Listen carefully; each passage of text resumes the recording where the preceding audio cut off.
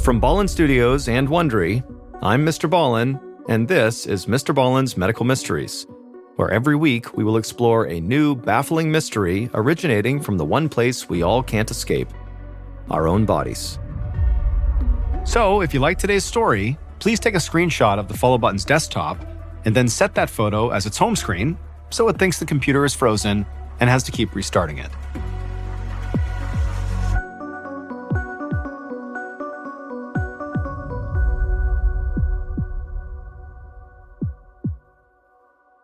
This episode is called The Unbearable Itch.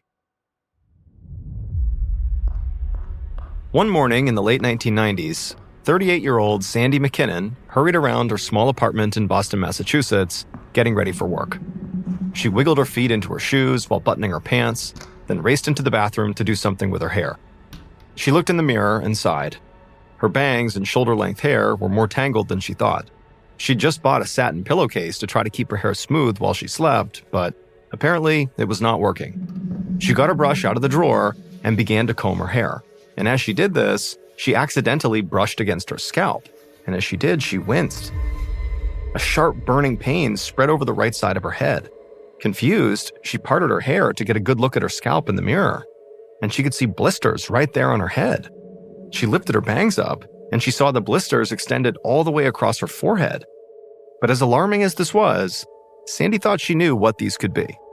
A few years ago, she'd had a case of shingles, which caused a painful rash of red blisters, and so she wondered if maybe her shingles infection had returned. It's rare for someone as young as Sandy to get shingles, but her circumstances were special. Sandy was coming out of a difficult few years. 5 years ago, Sandy was a professional psychologist and the proud mother of 2 children. But then a painful divorce set her on a path of self-destruction. She started drinking, and then her new boyfriend got her into heroin because it helped her cope with the pain of her family splintering apart. Eventually, because of the way Sandy was living her life, she completely lost visitation rights with her kids, and then she hit rock bottom when she contracted HIV from a contaminated needle. This was a devastating wake-up call, and was the push Sandy needed to leave her boyfriend and her drug habit behind. Sandy had been clean for the last 2 years and was slowly rebuilding her life. But she would always be HIV positive, and so she had to be careful. She had a weakened immune system, which is why she suffered a shingles outbreak in the first place. And so, standing there looking in the mirror at these awful new blisters, Sandy decided she would call her doctor the second she got to work, just to make sure these blisters were not a sign of anything more serious. A few days later, Sandy was running around her house again, microwaving oatmeal while pouring herself a cup of coffee. She grabbed a pill bottle from beside the coffee maker, opened it up, coaxed out a tablet, and then drank it down with a glass of water. It was the antiviral medication that her physician, Dr. John Douglas, had prescribed for her blisters. Dr. Douglas had confirmed that Sandy's rash was indeed another episode of shingles, and he told her she'd feel better in a few days with this medication. Sandy took her coffee into the bathroom and set it on the sink, and then inspected her head in the mirror. The blisters were already fading, which was a huge relief. And that sharp stab of pain she had felt right when the comb had touched her scalp that first time had subsided. But there was one weird new thing. The stabbing pain had been replaced by a persistent itch in her head that Sandy just could not seem to scratch. The previous night, she had sat in front of the TV and put a bag of frozen peas right on her head, hoping that would numb the itch and make it go away. But it didn't. And now this morning, it was still there. And so Sandy grabbed her hairbrush and began combing her hair, but as she did, she intentionally applied more pressure to try to scratch this phantom itch. And the bristles felt so good on her scalp as she did this that she lost track of time. When Sandy finally realized what time it was, she jumped. She had to go or she'd be late to work for the second time this week. Since getting clean, Sandy really prided herself on punctuality. And so despite wanting to keep trying to itch her scalp, she tossed the brush down and got going. But several days later, the itch in Sandy's head was so bad that Sandy decided to go back to Dr. Douglas's office.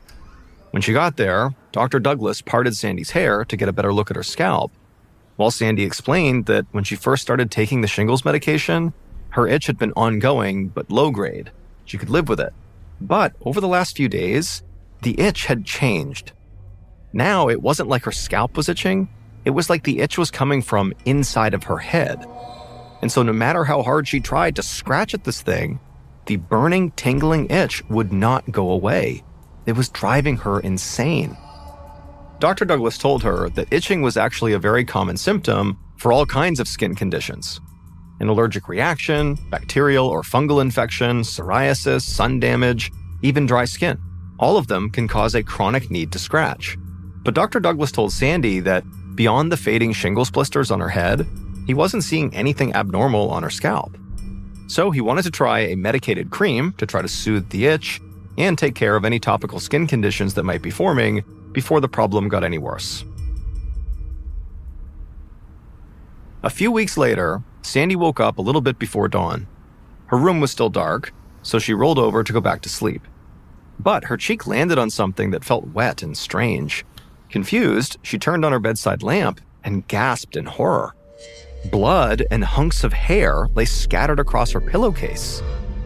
She instinctively reached for her head, and she felt something sticky right at the itchy spot just above her right temple. Horrified, she jumped out of bed and ran to her bathroom mirror. The itchy patch was bleeding, and the hair around that area was noticeably thin, which explained the hunks of hair on her pillow. And on top of all that, her head still itched. In fact, the itch had only gotten worse over the past few weeks, despite the medicated cream that Dr. Douglas had prescribed her. Though it was difficult, she was able to resist scratching her scalp when she was awake.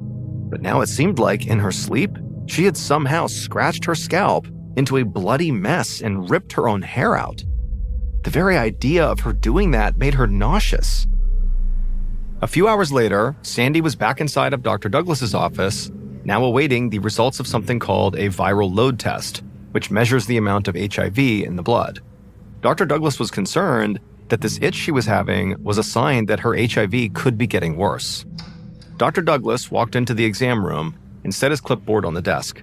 He told Sandy that there was some good news. Her HIV was actually inactive and showed no signs of progressing.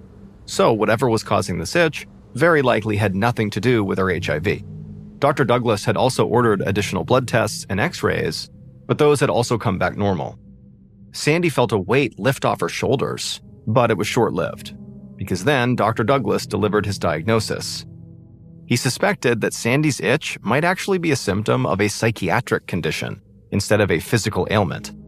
He thought she might have a condition called trichotillomania. It's an obsessive-compulsive disorder in which patients have an irresistible urge to pull their own hair out. Obsessive-compulsive disorder, or OCD for short, is when someone has unreasonable thoughts or obsessions that can lead to compulsive behavior. And so they were suggesting that Sandy had a version of that. Sandy was immediately skeptical. She told Dr. Douglas that she didn't actually have the urge to pull her hair out. She just had an itchy scalp. But Dr. Douglas still wanted to try treating her for trichotillomania. And so he prescribed her antidepressants that were used to treat obsessive-compulsive disorder. And hopefully, they would help her manage the urge to itch. Sandy still felt very unsure about this, but at this point, she was willing to try anything to save her scalp. 3 weeks later, when Sandy's alarm clock went off, she felt awful and groggy, and she slammed her hand down on it to make it quiet, and then she sat up to get out of bed, and as she did, she felt thick liquid running down her face. At first, she was worried it might be blood, and so instinctively she wiped it off her face to check. But when she looked at her hand, it was not a red, viscous liquid. It was pale green and runny. And so she went to check her itchy spot in the bathroom mirror, but when she looked, all she could see was all this gunk on her scalp, and it terrified her. Sandy grabbed some gauze from her medicine cabinet and dabbed it gently on her scalp, trying to absorb some of the greenish goo. Then she picked up the phone and called Dr. Douglas, and thankfully, he was free for an immediate appointment. Once Sandy got to his office, Dr. Douglas inspected her scalp with a flashlight. Sandy could feel him pressing around the itchy spot with gloved fingers. And then at some point, he clicked off the flashlight and promptly told Sandy that he was calling an ambulance, and then he hurried out to get her charts updated before she could ask any questions. An hour later, Sandy was in the hospital with emergency room doctors and nurses crowded all around her, prepping her for emergency surgery. Sandy was so scared, she thought she might have a heart attack. She asked one of the doctors what was going on, He looked up from what he was doing and gave Sandy an alarmingly blunt answer. He explained that she clearly had been scratching her scalp in her sleep, so much so that the raw tissue had grown infected, and that infection had softened her skull bone enough that Sandy had scratched all the way through it during the night, and she'd managed to now scratch into her brain. The greenish goo was infected cerebrospinal fluid, the doctor said. That is the liquid that cushions and protects the brain. Now they were worried that Sandy's scalp infection could reach her brain, and so they had to get her to the operating room before Sandy suffered extensive and lasting brain damage. Later that afternoon, Sandy felt lightheaded and bleary-eyed as she woke up and looked around her hospital room. The trauma of her morning came rushing back to her, and so instinctively she patted the top of her head, and she found it was wrapped in layers of gauze. Then she noticed her thigh was bandaged too.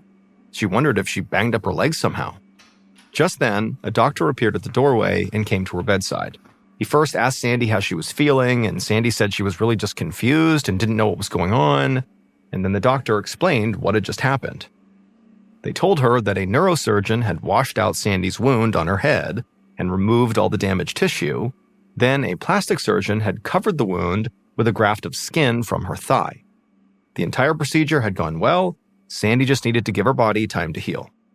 Sandy was shocked, but thanked the doctor, and then closed her eyes, enjoying the warm, cozy hug of anesthesia. But a few minutes later, as the anesthetic began to wear off, a tiny little itch began to simmer beneath her bandages on her head, growing sharper and wider until it was almost unbearable. Sandy gripped either side of her hospital bed, fighting the urge to scratch. She pressed the call button and then gritted her teeth until a nurse came into the room. Sandy explained the problem and pleaded for more anesthetic to curb this itch, or anything really, just to keep her from scratching her scalp.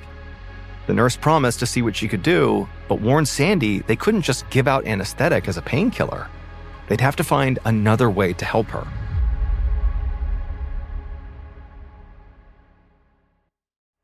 Almost a week later, a new doctor stood at Sandy's bedside. He introduced himself to her as Dr. Baker, a member of the hospital's psychiatric team. Sandy knew why he'd been called to see her. She had awoken in the hospital bed with blood covering her pillow. She'd scratched all the way through her new skin graft. So they'd taken her into surgery to give her a second one. And so now she had bandages not just on her head and right thigh, but also on her left thigh, where they pulled the second skin graft from. But by this morning, she had scratched through the second skin graft as well.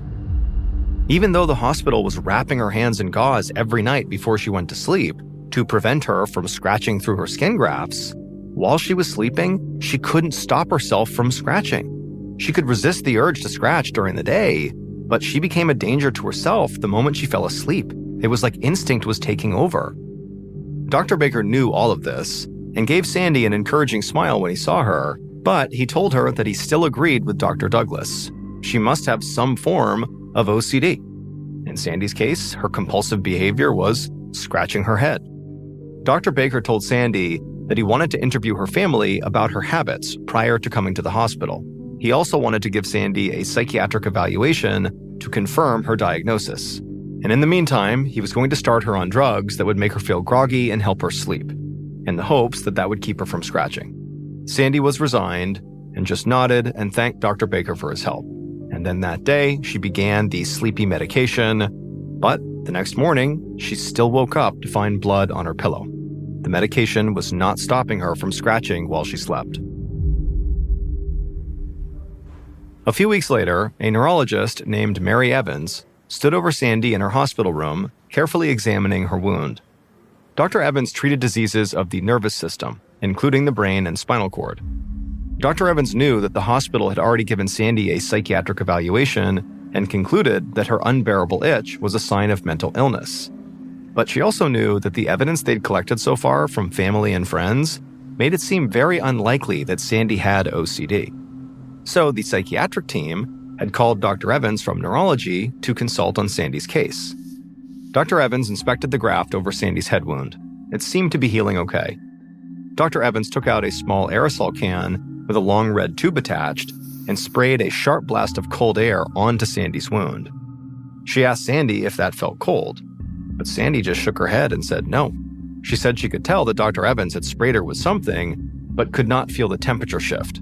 She also couldn't feel Dr. Evans' fingertips while she was patting the wound. Dr. Evans was puzzled. Sandy couldn't feel any physical sensation when someone touched her wound, and yet the wound was itchy to her. That shouldn't be possible, Dr. Evans thought, except that the doctor had actually seen this in another shingles patient a while ago. That patient was tormented by an insatiable itch over her eye. It was so bad that that patient actually scratched off her own eyebrow. Dr. Evans told Sandy that she didn't actually think she had OCD, and so she wanted to try a few other treatment options. At this point, Dr. Evans could tell that Sandy was both exhausted and deeply discouraged. She seemed desperate to relieve the itch, but also tired of being poked and prodded, and so Dr. Evans promised that these treatments would be virtually painless. Dr. Evans grabbed a syringe of local anesthetic from a metal tray near Sandy's bedside. She injected a few drops to the area around Sandy's scalp to make it numb. Within a few minutes, Sandy's eyes went wide and she grinned from ear to ear. She said the itch was gone, just like when she'd gotten out of her first skin graft. Sandy looked so happy, she seemed like she might cry. Dr. Evans returned her smile. She suspected that Sandy's itch was a physical problem, not a psychiatric one. And this little test confirmed her theory. She warned Sandy that the itch would return as soon as the anesthetic wore off. At that point, they could try an anesthetic patch, but the effects of that wouldn't last very long either. Dr. Evans wanted to try and learn more by taking a sample of the itchy skin. Hopefully, she'd be able to solve this problem once and for all. A few days later, Sandy sat up in her hospital bed, going over her biopsy results with Dr. Evans. They showed that 96% of the nerve fibers in Sandy's itchy skin patch had been destroyed. That meant Sandy shouldn't be able to feel anything around the itchy spot on her scalp. And yet, her itch was as intense as ever. And so Dr. Evans told Sandy that she was going to call a neurosurgeon to get a second opinion. A few hours later, that neurosurgeon came into Sandy's room with Dr. Evans by his side. The neurosurgeon suggested that something must have gone haywire in Sandy's nervous system, causing her to feel a phantom itch in a part of her scalp where there were virtually no nerve cells. The neurosurgeon hoped that if they cut the main sensory nerve connecting the front of Sandy's scalp to her brain, the itching sensation would go away. But Dr. Evans didn't look so sure. She worried that if they went forward with that surgery, Sandy would lose more feeling in her scalp, but potentially still have the itch. Sandy understood that this surgery was risky, but she was desperate. She told both doctors that she needed some time to think about it. And for the next 6 hours, that was all she did.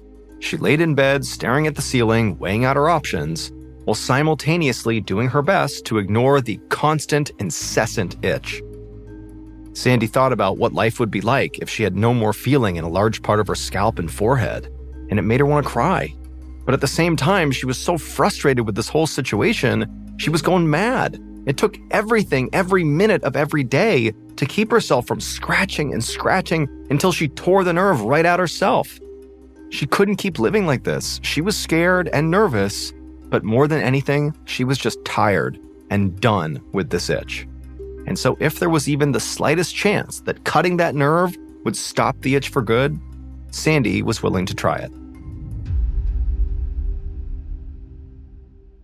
A few weeks later, Sandy stood over the sink in her hospital room, getting ready for bed.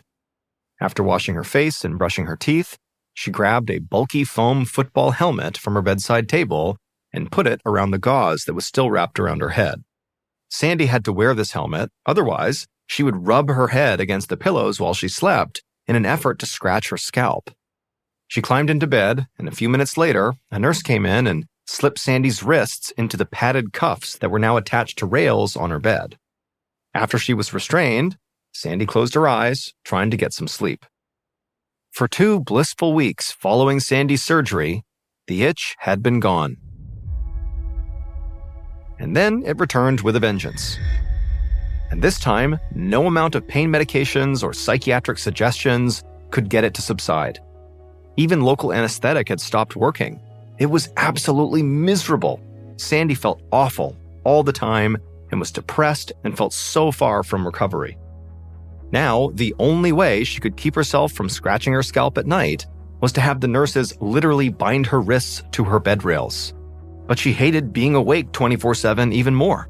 She broke down crying in frustration all the time. She could hear herself growing irritable and snapping at people who didn't deserve it. She was mad at herself for her behavior, but she also just felt totally overwhelmed by the stupid itch and the thought that she might never ever be free from it.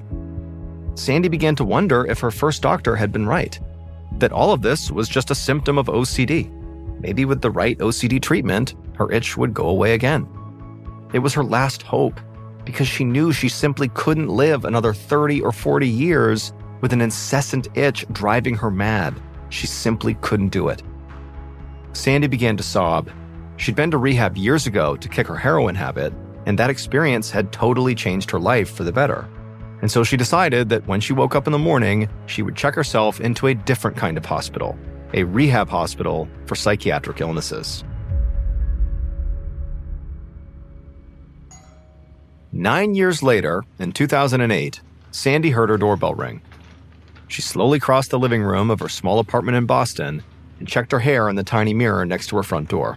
She opened the door and greeted her guest, a doctor and popular medical writer named Atul Gawande. Dr. Gawande was writing an article for the New Yorker magazine on the physiology of itching and was interested in Sandy's case. And when he'd called her a few weeks ago, she said she was happy to talk about it. It had been 7 years since Sandy left the locked mental ward at a Boston rehabilitation hospital. She'd spent a staggering 2 years in rehab because she was considered a danger to herself. For a while, just like at the previous hospital, they had bound her hands to her bed every night to keep her from scratching at her scalp in her sleep. It had taken months to work out a more humane system. Sandy wore her helmet to bed, along with big white mitts that the staff would fasten to her wrists. It made her feel like Toad from Super Mario Bros. But Sandy certainly did not feel at all like a video game character. The repeated injury to her brain from scratching had left her partially paralyzed, so she was confined to a wheelchair. Sandy led Dr. Gawande into the living room. He took a seat on the couch, and Sandy rolled her wheelchair right next to him, and then Dr. Gawande pulled out a tape recorder and a notebook for the interview that they'd scheduled. As they began talking, Sandy told him that even right now, her itch was bothering her, but she was coping. She found ways to distract herself, like watching her favorite TV shows and keeping up with friends over the phone. Sandy then held up one of her hands to show the doctor how short she kept her fingernails. She told him she did this so that if she did scratch her scalp during her sleep, the short nails would hopefully limit the damage. And then during the daytime, if the itch ever got really bad, she would rub it instead of scratching it, or use a soft toothbrush or towel. At this point, she said she wasn't trying to cure it, she was just trying to find a way to live with it. At the end of the interview, Dr. Gawande thanked Sandy for her candor and promised he would be in touch. He had some ideas about Sandy's condition, but he wasn't quite ready to share them. When he finally published his article, though, his theory about what was going on with Sandy was unlike anything any of Sandy's doctors had ever proposed. In Dr. Gawande's article, he suggested that Sandy's itch might be caused by a little-known condition called sensor syndrome. It's similar to phantom pain experienced by some people who have lost limbs to disease or war injuries. Just like an amputee who feels pain in a part of the limb that was removed, Dr. Gawande wondered if maybe Sandy's brain was telling her she had this itch, even though there were literally no nerves there for her to scratch. In the article, Dr. Gawande described a therapy developed by one of his colleagues to help people with this kind of problem, really specifically people who had phantom pain. The colleague, a neuroscientist, used mirrors to trick his patients' brains into resetting their sensory systems. By angling a mirror a certain way, the reflection could make it look like their missing limb was actually still there, which helped the patients rewire the way their brains processed information. In other words, the mirrors made their brains see what they needed to see to think that their arms and legs were fine. Dr. Gawande thought a similar concept could help Sandy. After speaking to Sandy and gauging her interest in potentially trying this therapy, Dr. Gawande called his colleague who did mirror therapy, and the colleague agreed that Dr. Gawande might be onto something. He suggested that maybe a pair of mirrors could be arranged in a way where Sandy's reflection wasn't reversed, so that left is right and right is left, like it is in a normal reflection. That way, when she looked into this particular mirror, the itchy side of Sandy's head wouldn't itch at all, signaling to her brain to stop scratching there. And then theoretically, over time, the itch would eventually go away. But critically, for this therapy to work, Sandy would have to know she was doing, quote, mirror therapy, but wouldn't know that the mirror was reversed. She would think it was a normal mirror. That's the only way you could actually trick her brain. Dr. Gwande's article about Sandy and the physiology of itching was published in The New Yorker and has since been reprinted over and over, giving new hope to people who suffer from this wildly frustrating condition. It's prompted many doctors to rethink the way they treat chronic itching, one of the most common symptoms in all of medicine. Unfortunately, we don't actually know whether Sandy tried mirror treatment because Dr. Gwande never found out. And so as a result, we actually don't know if she still has the itch or if it's gone away. We don't know. However, what we do know, which stems from this article and Dr. Gwande's research, is that other people who have had very similar symptoms to Sandy, these sort of chronic phantom itches, if you will, have been cured through mirror treatment.